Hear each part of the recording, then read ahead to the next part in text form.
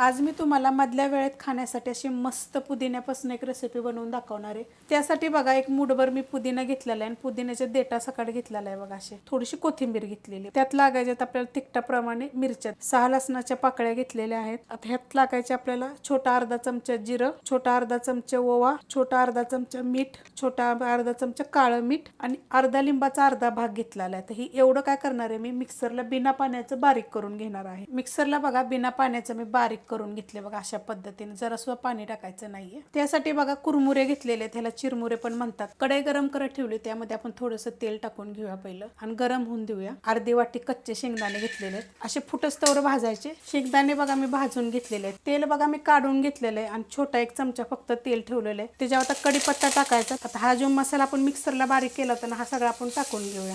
ह्याच्यामध्ये 1 मिनिटभर परतून घ्यायचं। आता ह्याच्यामध्ये आपल्याला हे चिरमुरे टाकायचे आणि ह्याला आपण आता मिक्स करायचं। तर मिक्स कसं करायचं, गॅस बिलकुल वाढवायचं नाही बरं का। आता हे काही अशा पद्धतीमध्ये म्हणजे सगळीकडे लागलं जातं।